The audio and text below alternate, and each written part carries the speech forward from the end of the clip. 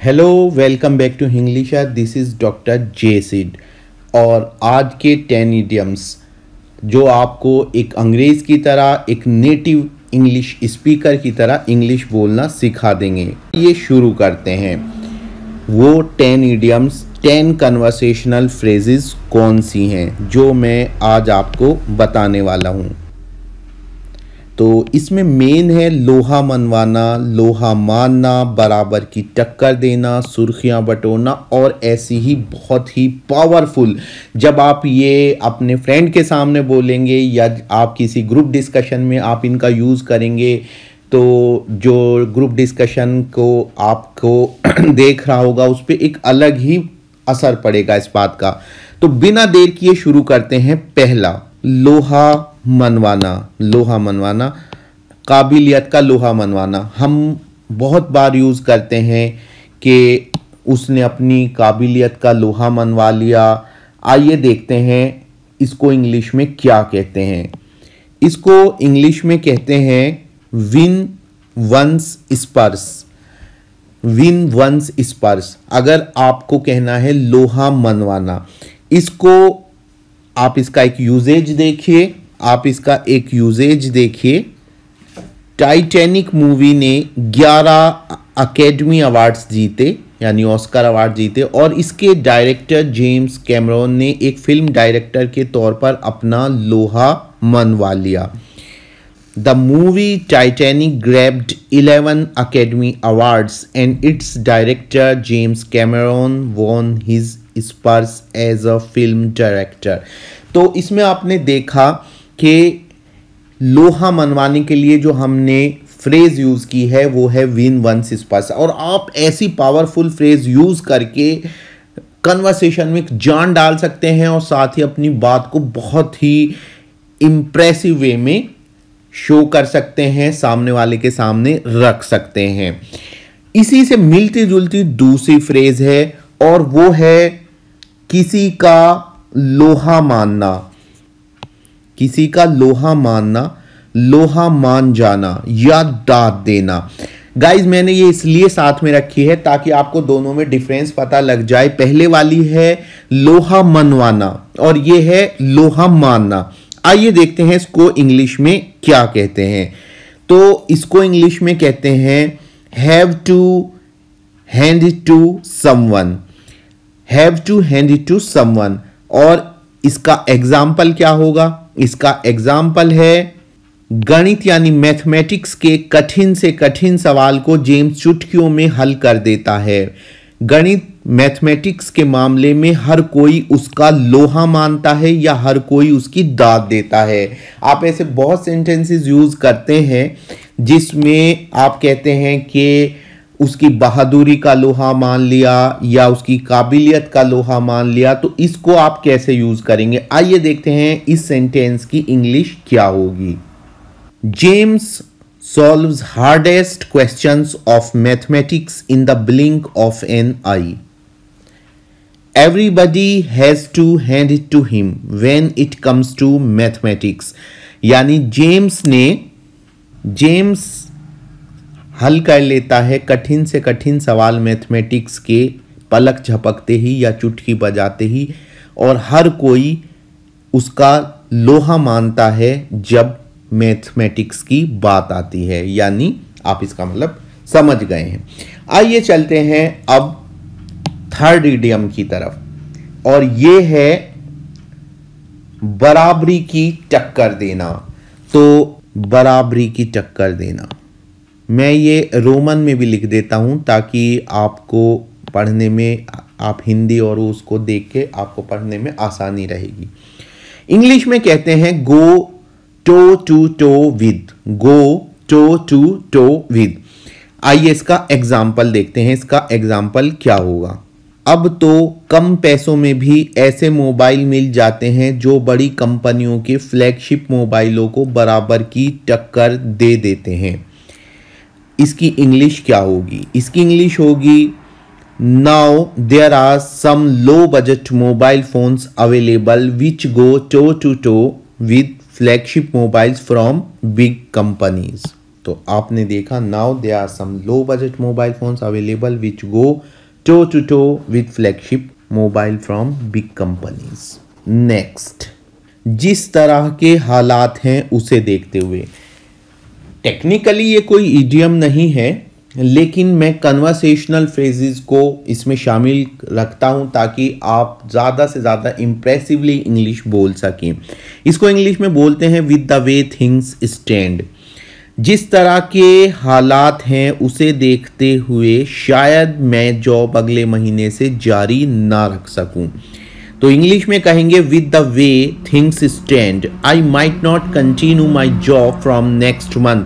तो with the way things stand, आप इनको बार बार आप इस फ्रेज को यूज करें, रोज करें। जिस तरह के हालात हैं कोविड-19 को देखते हुए, जिस तरह के हालात, तो आप जब ये बार बार यूज करेंगे इस फ्रेज को, तो इससे आप इसको बहुत इजीली बोल पाएंगे। With the way things stand I might not continue my job from next month.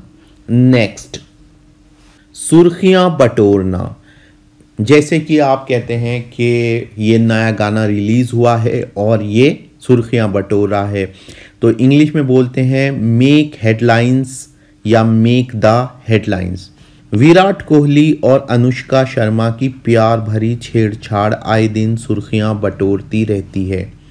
English में कहेंगे Virat Kohli and Anushka Sharma's love banter keep making headlines every other day। इससे आपने एक और भी फ्रेज सीखी, एक और भी वर्ड सीखा और आप उसको भी यूज़ कीजिए, और वो है बेंटर। बेंटर का मतलब होता है छेड़छाड़ करना, हंसी मजाक करना, किसी को बहुत ह्यूमरस वे में, यानी कि बिना इंसल्ट किए छेड़ना। ये वर्ब भी है और नाउन भी है, तो छेड़छाड़ और छेड़छाड़ करना दोनों के सेंस में जो है आप इसको यूज कर सकते हैं। नेक्स्ट, नाम कमाना। नाम कमाना नाम कमाना, make a name for one self. मैंने फॉर वन सेल्फ ब्रैकेट में लिखा है ताकि ये कहीं पर इसके साथ आप इसको यूज भी कर सकते हैं, नहीं भी। क्रिस्टोफर नोलन ने एक फिल्म निर्माता के तौर पर बहुत नाम कमाया है, तो इसकी इंग्लिश क्या होगी? इसकी इंग्लिश होगी Christopher Nolan has made a name for himself as a film maker. तो आप नाम कमाना, भाई उसने तो एक बिजनेसमैन के तौर पर बहुत नाम कमाया है। नेक्स्ट, छाप छोड़ना। तो नेक्स्ट है छाप छोड़ना और इंग्लिश है इसकी make a mark. Amitabh Bachchan ने हिंदी सिनेमा की दुनिया में अपनी एक अलग ही अमिट छाप छोड़ी है।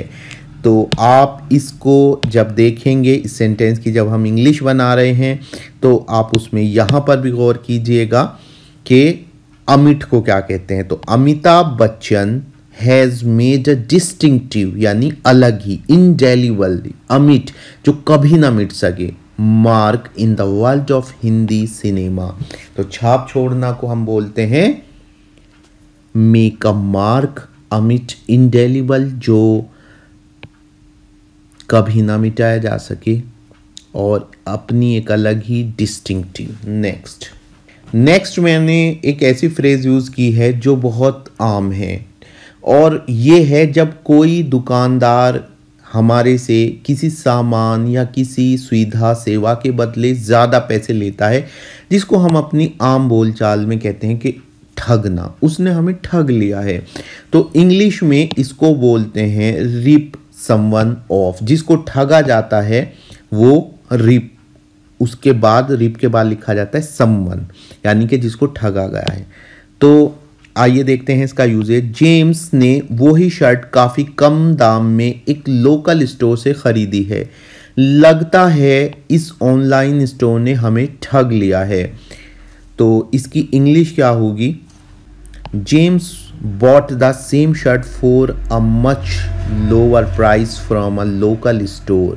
Maybe the online store has ripped us off. चांदी काटना यानी मुनाफा कमाना, बहुत पैसे कमाना या मुनाफा कमाना। इंग्लिश में इसको बोलते हैं मेक अ किलिंग, और ये बहुत इंटरेस्टिंग इडियम है, क्योंकि मेक अ किलिंग से कोई भी नहीं पता लगा पाएगा कि आप इसका क्या मतलब है अगर उसको पहले से नहीं पता होगा। आइए जानते हैं कि इसको इंग्लिश में किसी यूजेज में कैसे इस्तेमाल करेंगे, हम देखते हैं। गर्मी के दिनों में एयर कंडीशनर्स और एयर कूलर्स विक्रेता चांदी काटते हैं। During the summer the air conditioner and air cooler sellers make a killing. तो गाइज आपने देखा इसमें मेक अ किलिंग मुनाफा कमाना, चांदी काटने के लिए इस्तेमाल करते हैं, और साथ ही गाइज ड्यूरिंग द समर का भी इस्तेमाल कीजिए, गर्मी के दौरान। ड्यूरिंग द विंटर आप ऐसे प्लीज़ मत कहिए, ड्यूरिंग द समर्स रॉन्ग होता है। नेक्स्ट, किसी ऑफ़र या मौके को एकदम से झपट लेना। जैसे कहते हैं ना, भाई मुझे ये ऑफ़र दिखाई दिया, ये डील दिखाई दी और मैंने एकदम से उसको झपट ली या झटक ली। इसको इंग्लिश में कहते हैं स्नैप समथिंग अप। इसका यूजेज, मैं बहुत टाइम से इंतज़ार में था, जैसे ही आईफोन 11 पर डील आई मैंने फ़ौरन इसे झपट लिया। इंग्लिश कैसे बनाएंगे? I was waiting for a long time, as soon as there was a deal on iPhone 11 I snapped it up. तो आपने देखा इट यहाँ पर क्या है, इस डील को झपट लिया या मोबाइल को झपट लिया।